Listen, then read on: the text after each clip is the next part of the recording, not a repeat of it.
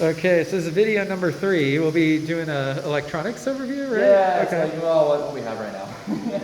The electronics are, they're complete in the fact that the PCBs are assembled and they're manufactured and they're all done, and they work. But they're not complete in the fact that they have a nice housing that you put them in, so that's what it's going to be. So what's going to happen is that we're going to have this central PCB, and that's everything's going to reside in here. So this guy controls all the aspects of it, and this is just a daughter board that we made. Can you talk about like all the stuff that's on yeah, sure. And actually, here I can Find things out. nothing's on. I can disconnect everything. So yeah, so the way this guy works is really straightforward. All this is that this is an ESP32 dev board. Underneath here, you can see the same profile. So what the goal is that eventually we'll just have everything embedded. But for quick, debug, I just have one of these daughter boards on top of here. And that makes it so I don't have to assemble stuff myself and debug.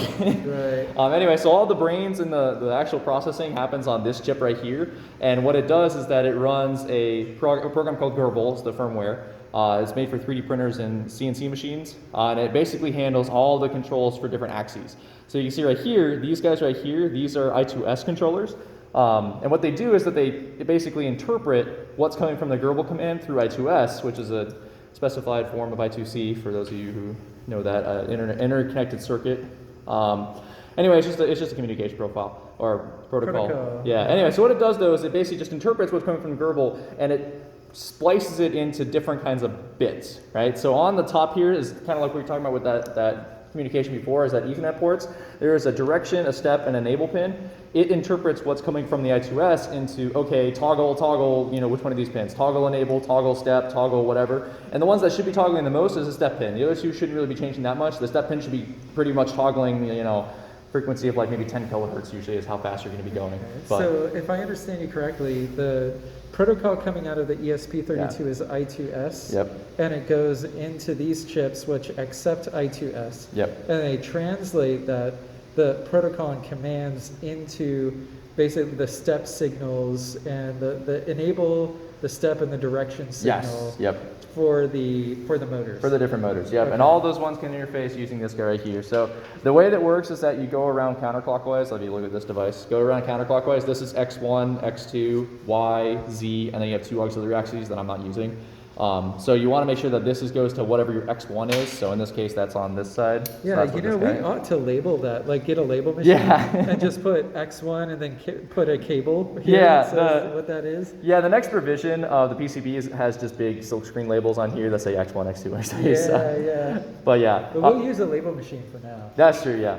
There's an SD card holder right here that I'm not using. If you want, you can put an SD card on here, and Gerbil has a built-in feature that'll accept pathing. So that's that footprint right here. Yeah. And you can get an SD card online, basically, or a card holder. Yeah, and solder it onto that. Yeah, and they can put an SD card in there. And what it'll do is that the really nice thing about these ESPs is they have built-in features for SPI and flash. So what you can do is that you can talk to that SD card and it will treat it as just another source of memory and it'll make it available to the firmware. Okay. And the firmware will look at that and it will store paths on it. And I can show you on the software. But yeah, so what happens is that you can store paths on it for later use. So if you know you're going to be using this thing for a very specific feature. So in 3D printer terms, this would be like where you store your prints for G-code. But in our realm, what we're going to be doing is paths and different camera captures. So it'll basically just capture, or it'll store specific waypoints and images for how to do a specific path inside the greenhouse. So. Cool. But yeah, it's not used because I haven't gotten that far. I don't really need it. Yeah, everything else though, same Ethernets, same features. But yeah, if you want to plug everything in, then you just kind of,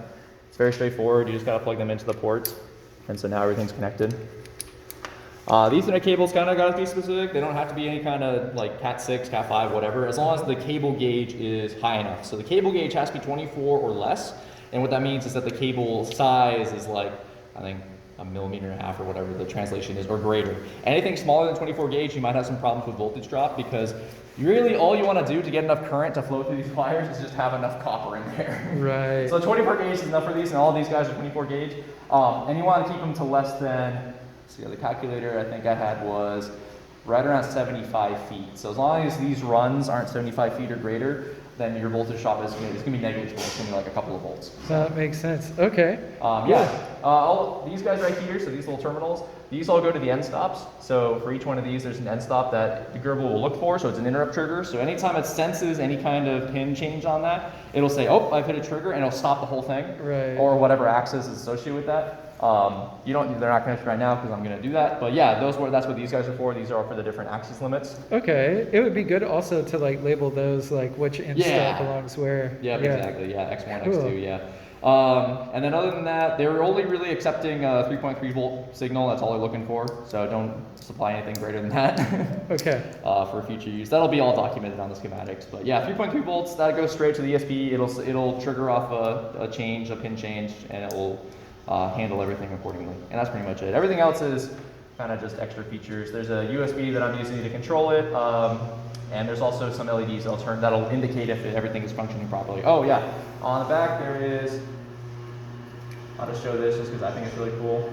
Yeah, and for anytime you're plugging or unplugging or replugging, you always want to make sure power is removed from the board. And what is the power source? Is it just USB for now? No, yeah, that's what I was about to talk about. So yeah, so this guy right here is the power input. So you can kind of see there's very small silk screen on it. There's VN and then ground, so that's why this is plus, this is minus. Okay. The VN acceptance rate is around, it got worn off. Oh yeah, the silk screen. Anyway, it's anywhere between 12 volts to 36 volts is the input range. Okay. And that's really governed by this voltage converter on the back here. Okay. So this guy is the 24, I think it's 5 volts at 36 volt range of input, but safely it can handle 12 to 24, so that's really what we're using it for. Anything past 36 will blow this guy up and you'll just ruin the whole board. Yeah. And all of the other stepper drivers have this specific chip on it, so that's why this is so ubiquitous. So you got to make sure you limit it to 36 volts for this specifically, but yeah. Right, and what power supply are we using? So right now I'm just using a laptop power supply because this thing can provide. So this is 19.5 volts at 4.73 amps, which for testing is more than enough. 19.5 volts, you say? Yeah, or 19 volts. 19 volts at 4.74 amps. Okay.